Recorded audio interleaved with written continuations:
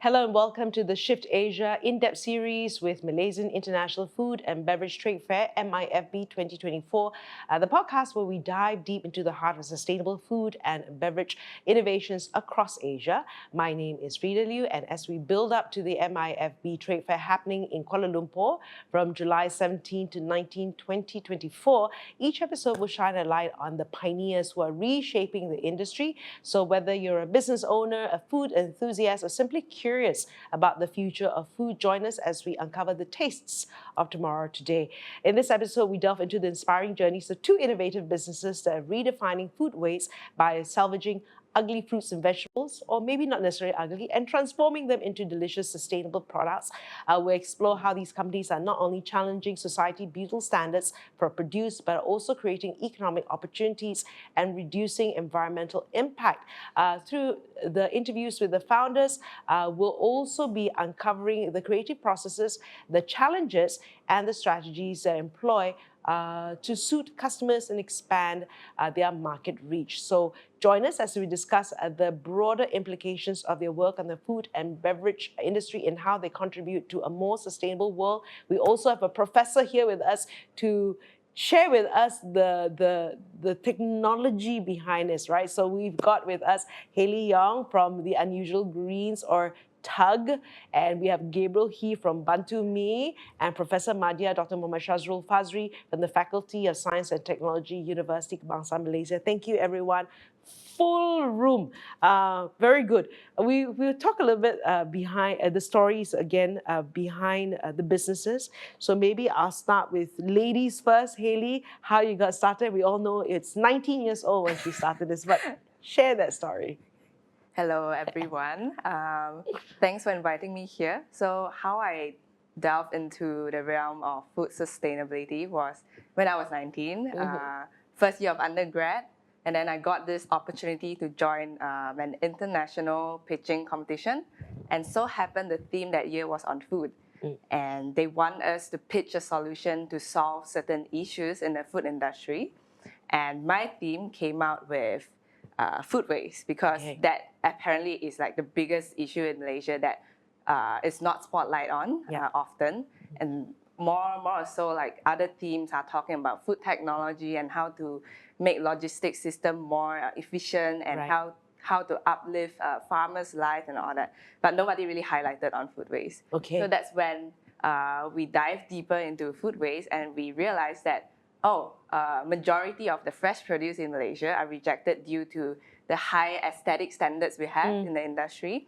And these fruits are not necessarily rotten, but they are just like ugly or a little bit like funny, funky on the outside. For example, like avocados that looks a bit smaller, that doesn't fit into the, the holes of the carton. Or oranges that has like fingernail scratch marks or dots or dotted skins, bananas, and so forth. So then we went down to the market one day, 5 a.m. in the morning, Pasar Borong. And then we started to ask vendors by vendors, the local ones, on like how do they handle all of this produce. So they normally hide it under the table. So then it's out of reach from customers. Customers wouldn't be like, hey, so ugly. So all of the they were body shaming the avocados. Body shaming. So that's the first day we went down to the market, and we saw like all of the fruit stores basically have these one big baskets of the fruits that they don't want customers to see gets rejected. And then we collected those ugly rejected fruits back at a very low cost at that time. And everyone was like, why do you want these fruits? I don't want to sell it. Nobody wants it. What are you going to do with it, right? So we got them, and we tell them that, we're going to turn them into ice cream. And who doesn't like ice cream? So we realized this complicated or like complex issue that has been around for so many years needs like a simple solution to address it. And nobody hates ice cream, right? So that is why we came up with this solution, somewhat to bring awareness to food waste in a more fun and more simple way. You turn it into ice cream. So I mean, that's the thing, right? When you repurpose and change it as well. So Gabriel, I know because your Bantu was started during the height of the pandemic. I spoke to your partner, co-founder, but for people who don't know, Okay. Basically, Bantu is a food aid platform where we aid the poverty poor. So all this happened during lockdown. Actually, Anas, the founder, Yeah. he owns a cafe in Kota Kinabalu, and then during the initial phase, he gave out free food in front of his cafe. Yeah. And then first day he did like 10 sets, and then in the instant it was all gone. Right. Then the following day he did 30 sets. Also within an hour it's all gone. Then he came up with the idea coming out of a platform to help to give aid to these people. Right. Where people can just log in and register. Right. So it's www.bantuaid.com, and then you can register yourself. You need aid, then we will supply you food. This is during MCO. Right. So we also have another partner called Sharizal. He's a agro-tech farmer in Kundasang. Right. So what happened is he told Anas, actually every day we are throwing vegetable away. Wow. Similar to your story. Right. Okay. That doesn't meet the commercial grade. So in the agriculture trade, there is category A, B, C. Yeah. So it doesn't meet all these categories, then it'll be thrown away. So what we did is we rescued these vegetables and then we turned them into instant noodle, in this case, Bantu mee. Okay. So during our food admission in Sabah and Sarawak, we gave about 8,000 over packs Okay. across Sabah and Sarawak. Then we include this Bantu mee into that program. Okay, and I will get into the technicalities of how this was developed in just a moment, right? And I want to just also find out, how has the journey been trying to educate consumers, and how are they responding then and now? And maybe even from your observation as well, Prof, what do you think people are doing? But maybe I'll start with you, Haley. I think because of the approach that we have taken, like turning them into a dessert that everyone likes, majority of our customers are only concerned about the product in the end. Right. They put lesser focus on the story behind, Okay. but that's exactly the angle that we are going for, Right. because we don't want to portray ourselves as just another social business, but it could be fun as well when we talk about sustainability. But there is always this like small percentage of customers that will always come to us and be like, they are rotten fruits. You sure I won't get stomach ache? So we always try to educate on that by giving more information on how we source, where we source, and how we process it, and how many rounds of screening we go through. Right. And all the fruits are always safe based on all of the reviews, feedbacks we gather for the past 2-3 years, right? So yeah, the issue is always on transparency and also the safety of consuming them. Okay. But I believe at the end of the day, it's about having a longer life shelf. Right. Yeah. I mean, the reason why we did Right. Bantu mee is to ensure that once we created them into instant noodle, at least it has a 1-year shelf life. Yeah, your vegetable on after 7 days. Yes. Yeah. Yes. You can't do anything. Same goes with fruits. Right. So back in Kuching, I have a urban farm, so we advocate that as well on sustainability, on natural food, chemical-free food and stuff like that. Okay. And then nutrient-dense food. I think that's very important because there's a study that has been published for the last few years that almost 70% of Malaysian children are suffering from malnutrition. We are getting food, but we're not getting the nourishment. Yes. Right? Yeah. Is this your Bantu farm? Or no, another story? This is another story, but Okay. Bantu farm. Yeah, I'll get to that. That's yeah. a very stay tuned for that bit here. Prof, anything to add when it comes to this? Talk about the shelf life. That's where you can transfer the technology. Right. So once they did a very noble cause, they create this. They try to reduce the food waste and transform it into something that's easy to be consumed by the consumer. Yes. Especially for kids. Yeah. So they did a wonderful job on that. So now our job is to make sure that every food every ingredients that they work with have the same quality, the real nourishment that is important for the kids, as well as the stability and safety for the kids as well. So we want to make sure that all the consumers that eat this product is basically get the best out of products, even though it's what you call a reject, but it's not really a reject. Right. Yeah. So, but they still have the same quality. They still have the same nourishment. They still have the same vitamins. So Nutrient levels. Nutrient levels. Yes. Right. Right. Yeah. Okay. Of course, what both of you are doing, right, are great, right? But at the end of the day, how do you manage, cost and profitability? Is that a focus right now? Maybe Gabriel? Okay. Okay. Oh, you start with me? Yeah. Okay. Let's start with you. For Bantu Me, currently we are still in the product Right. phase where that's why we got prof in and see how we can make it, more to fine tune the product to make it more marketable to the fast consumer group. But for the last 3 years, because we've been giving food aid, we get grants and stuff. We do food mission, so that's how we actually promote Right. the noodle itself, and advocacy is very important in that. To schools, to NGOs, or civil society, or when we approach a village and we would let them know that okay, all these are vital and it's cheaper, and today food in Malaysia very high, expensive. Yes. Yes. Yeah, so we try to bring that down. Right. Yeah, that's when it comes to margin, currently we are selling at 8 ringgit per pack, which can serve a family of 4. So if you divide it, it's about 2 ringgit each. Yeah. Okay. Right. Haley?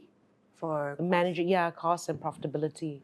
I would say there's a competitive edge when you use like resources that are unwanted, right? Yes. But still has the market value there. Right. But the common misconception on like our profits and margins are like, oh, you get it at 50% off. Right. Confirm your margins will be very, very high, skyrocket high. But not exactly the case. We do have a higher margin, but we compensate it by reinvesting back the profits into the quality of the product. Okay. So, for example, people normally in the industry, we would try to lower down the milk cost, the sugar cost, all the costs that goes into making a basic gelato.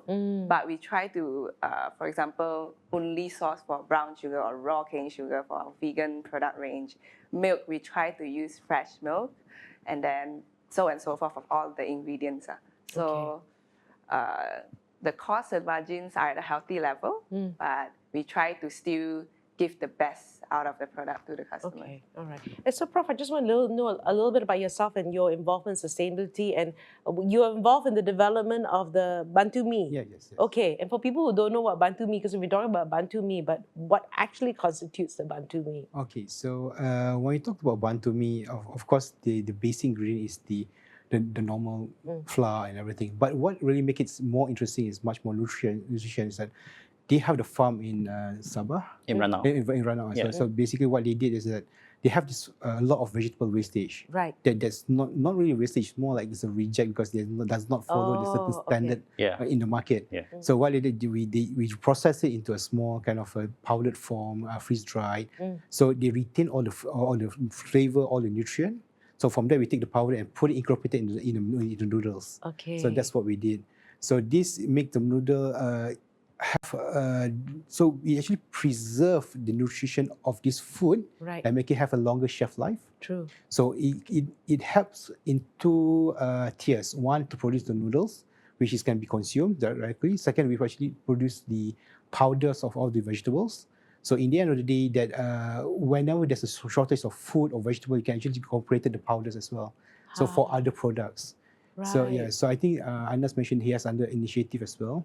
So, but I think that we will not. Yeah, we are going to our next project. Okay. Are we IPing the product? Well, usually in this kind of things, in our university kind of arena, we like to IP stuff. Right. But the thing is that one thing about the misconception on IP, they always say that IP will make the things much costlier. But it also depends on how you want to use the IPs. I mean, if the IP is on a good cost, basically the only thing that it does is just that just to make sure that all the SOP, because once we IP stuff, we have actually make sure all the standard protocol is there, all the golden standard is there, all the QC is there. So just making sure that everything is there. So once we have the product, all the product is pretty much standardized. You have a much more preserved nutrition. So that's in terms of IPs. So so there's a lot of way how you play around with the IPs. Right. Yeah. How are we distributing the Bantu Me at the moment online? We sell online. We do sell in Shopee initially. We work with corporate partners, people like Asia Grocer, Petronas. We've given food admission during the last earthquake in the Middle East. We gave about 3,000 packs, if not Wow. mistaken. And then I think Really to the Bantu, huh? yeah, Really really, to really Bantu, really to the to Bantu. refugees Okay, and, right, and right. during the earthquake. Okay. And then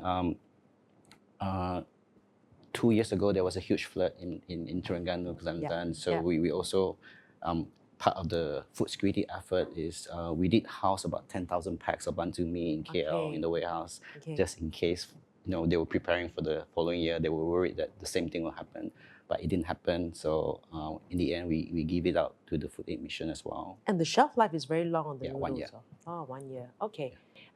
Haley, you started another store, right? So how did you know there was a right time to expand? The Bangsa outlet.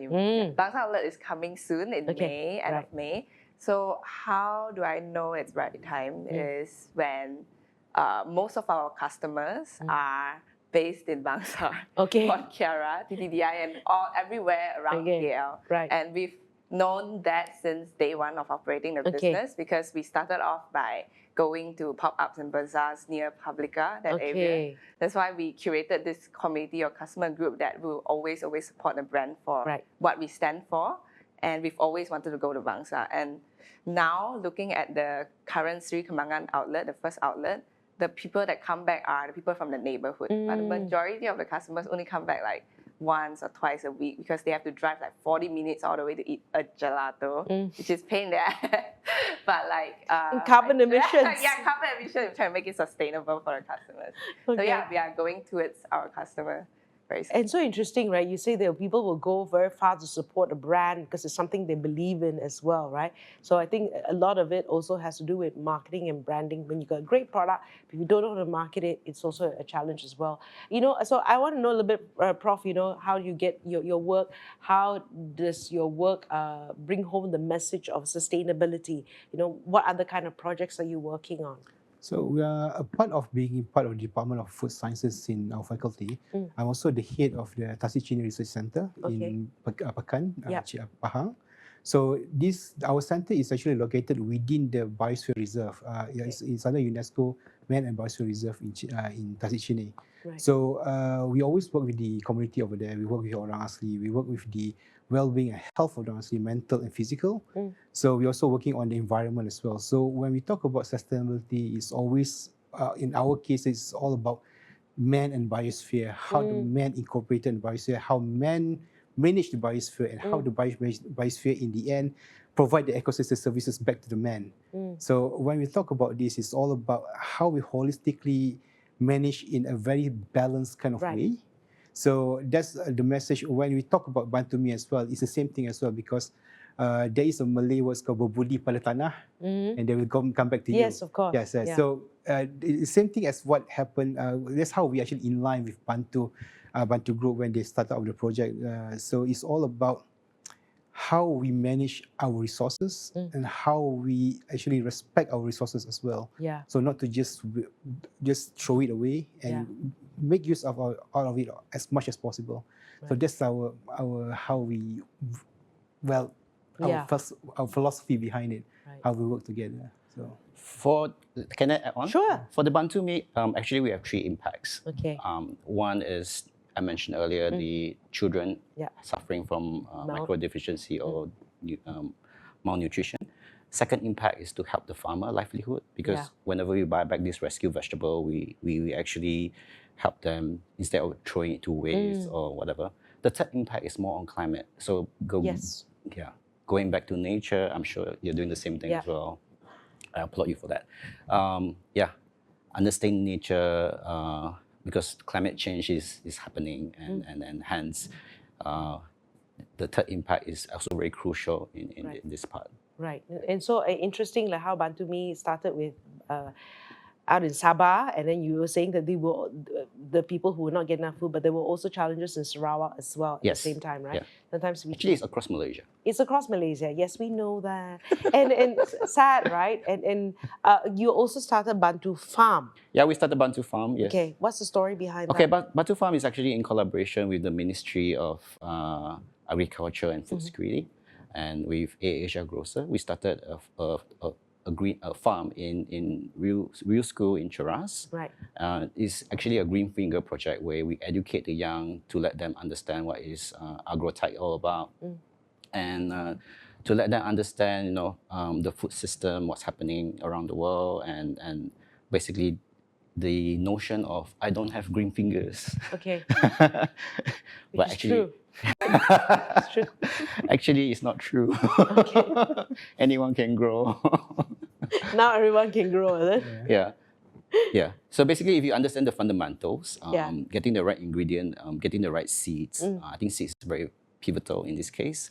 You can literally grow anything, anyone. Yeah. Okay. Yeah. So that's part of our advocacy to at least to embark this journey and teaching these kids on life skill, on having another life Right. skill. I think that's Right. important. Yeah. And people start having little gardens at home. Yeah. Yeah. Be it by the balcony or Yeah, if you- maybe in the balcony, or you have a small land, or in your backyard, Yeah. or even your carport, you can actually have. I know. Okay. Yeah, you can have a raised bed, or you can do lettuces, cherry tomatoes. But my chili is not growing, Prof.